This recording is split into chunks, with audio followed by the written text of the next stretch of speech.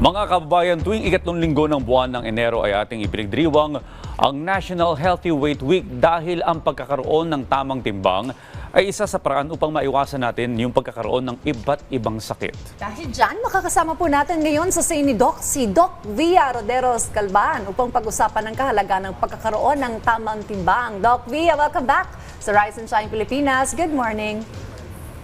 Good morning, Ms. Dayat, Sir Audrey, and sa lahat po ng ating manonood. Magandang umaga po, Happy New Year, and rise and shine po sa ating lahat. Ayan, good morning Doc Via. No? Nabanggit na nga po natin kanina, Doc, ang isa sa dahilan kung bakit mahalaga na nasa tamang timbang tayo.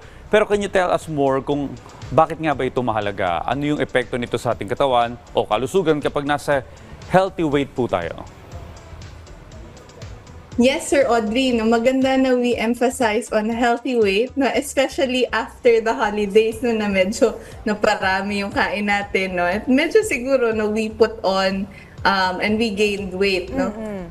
One of the importance actually of a very healthy weight no, is it reduces our risk doon sa mga tinatawag nating lifestyle-related diseases or diseases dulot na ginagawa natin every day, no? Which includes of course yung kinakain natin. No?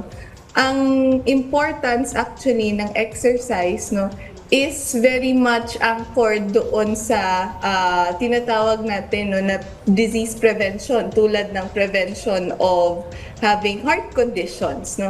Mas less likely tayong magkaroon ng high blood, mas less likely tayong magkaroon ng heart problems, no? Either atake sa puso no? Or other coronary or cardiovascular problems. No?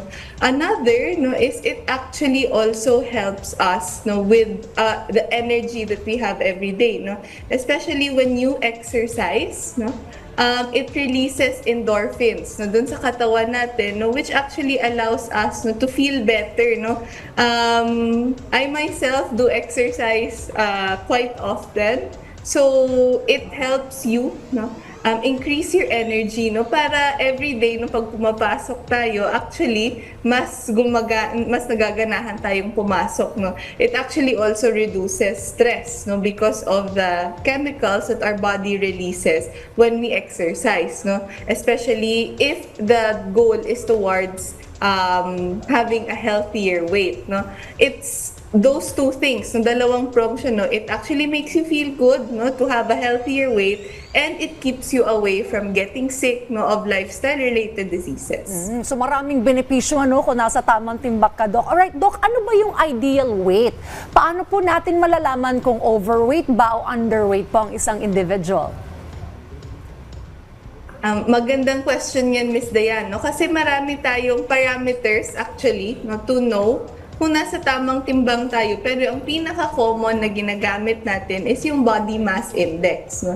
Yung body mass index actually no, kinakalculate po ito no, base sa timbang natin, whether it's in kilograms or pounds, no, tsaka no, doon sa height natin. So iba-iba no, ang BMI natin per person no, because of the differences in our weight. No? But a good rule para ma-identify natin kung nasa tamang timbang tayo is if our BMI is actually from the range of 18.5 to 24.9. No? So, doon po siya naglalaban. No? So, if it's more than 24.9 or 25, no? Maka-classify tayo as either overweight or obese. No? For us to remember, ano yung maging difference ng BMI ng overweight at obese, no? 25 no, to 29.9 is considered overweight already. No? So meaning, no, 25 to less than 30, no, you're overweight. Pag more than 30 na, no, you're already considered obese. No? So yun yung mga that's one reminder or one parameter, one measurement kung malaman natin kung ano yung healthy, kung healthy ba yung weight natin for our height. No? Another of course no, is how much fat your body has. No? yung BMI, no, is just one parameter. Amount or percentage of body fat is another. No, there's another measurement for that. No, and kailangan mo actually to consult like a health professional for you to know ano yung amount ng body fat na nasa katawan mo. But a good rule is yung BMI. Well, sa totoo lang, Doc, marami sa mga ka-RSP po natin yung nahihirapang magpapayat. Yung iba naman nahihirapang magpataba. No? May tips ka ba o ano ba yung mga dapat gawin upang magkaroon ng tamang timbang? Actually, interesting question. No? Minsan struggle and it's frustrating, no, to keep a healthy weight. No? First, no, we have to know, no? For example, kung nahihirapan tayo mag-lose ng weight, no? We have to actually know first ano yung goal natin para mag-lose ng weight. Number one, is it to become healthier? No? Is it because may sakit tayo and we don't want to get sick? Is it because we want to be able to increase our energy? No? Depende yun. No? And actually, no, maganda, no, if nahihirapan tayo to be able to lose weight is to track our progress. No? Know how you are when you start, no? Para at least when you check in every so often, alam mo if you're really losing weight or not. No?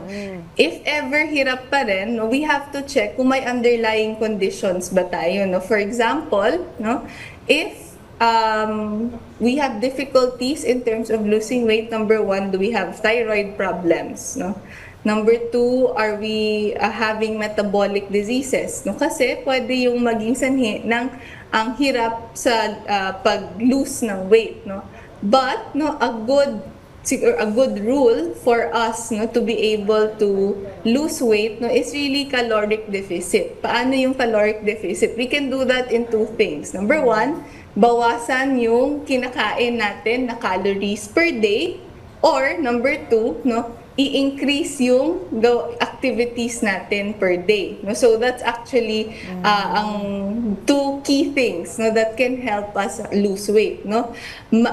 You can do either of the two, no, or for better results, no, you do both. No? You do a caloric deficit through eating less calories, not eating less, not eating less food, but less calories, no? Or you increase your activity para mas marami kang calories na na-burn each day. Okay. Pero ito, minsan naririnig ko rin itong tanong na ito. Ano ba dapat ang mas mahalaga, Doc? Yung mas marami kang exercise o talagang mag-focus ka dun sa mga kinakain mo? Kasi dapat, kailangan mong balansehin yung dalawang yan. Where should you focus more? Or dapat ba parehas mo yung imo-monitor? Right. No, magandang question yan. Palaging tanong yan, no, ano ba dapat ang binibigyan ng importance? Is it your nutrition or your exercise? No? Actually, it depends on what your condition is. Meron kasi mga tao na hindi kayang mag-exercise kasi may mga condition sila. For example, meron silang mga herniated disc, no? Or minsan may mga arthritis sila na hindi na kayang magbuhat, hindi na kaya ng ehersisyo. No? So, mas important ang diet sa mga taong may physical challenges, no, na hindi sila makapag-exercise. No? If we are able, kung kaya nating mag-exercise, we can bring in our daily activities, no, yung workouts, no, yung daily exercise. No, maganda no, that we do both. No? What I suggest, especially if we do exercise, no, is at least 30 minutes of high-intensity activity, no, for at least 5 days a week. That's a good way to start, no? Pero doon naman, syempre sa hirap mag-exercise, no? Before I did my exercises, also hirap din ako when you start, no? You start with your daily goals muna, one step at a time. You can do 10 minutes of exercise, no? Then you can increase it per week depende on your tolerance, no? So, it really depends kung ano yung need ng person, no? Kasi may mga tao na hindi kayang mag-exercise, no? Hindi nila kayang magbuhat, no? So, you focus more on your nutrition, no? But for those who are able, no, maganda that you balance your exercise and your calories caloric deficit. So, ganun pala dapat, Dayan, ano? Dahan-dahan lang. Kasi, Oo, gradual. Gradual. Kasi kapag binigla mo yung pag-exercise ng heavy, gugutumin ka rin, mapapakain ka. Actually, nag-gym ka ng isang oras, tas after dalawang rice. Di wala rin. Marami niya nakikita ko yung mga nagsusumba eh. Diba, magsusumba ng 30 minutes, maya-maya nagkakainan na eh. Ito naman, doktora, meron bang recommended level ng weight loss per day o per week para masabi na healthy yung ginagawa mong pagbabawas ng timbang? Kasi baka naman sobra at unhealthy na ito. Meron bang recommended, doktora? Yeah. According sa pag-aaral, a healthy weight loss of 1 to 2 pounds per week is actually good already, So just a good rule, mas ginagamit natin yung kilograms. So 1 kilo per week, is a good rule, for us to lose weight, pero, any progress is still good progress for me. For example, hindi mo na-hit yung 1 kilo per week, at least kahit 0.5 kilograms yung na-lose mo, basta you lose weight.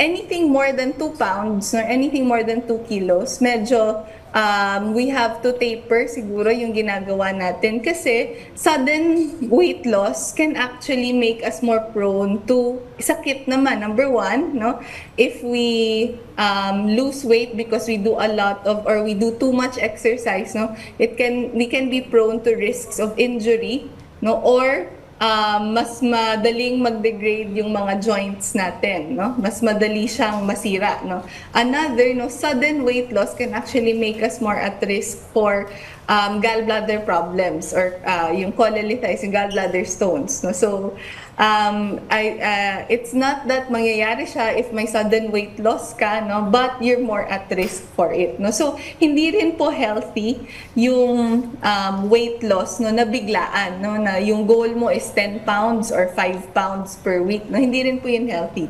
A good rule of thumb, is 1 to 2 pounds or 1 kilo per week.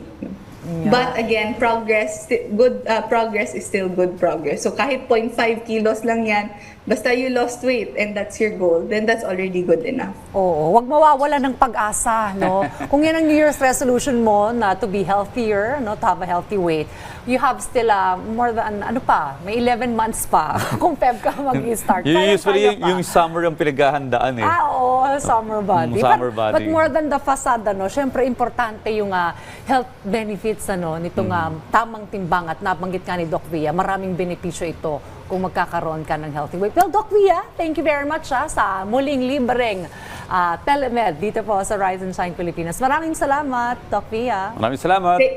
Thank you very much. Good morning.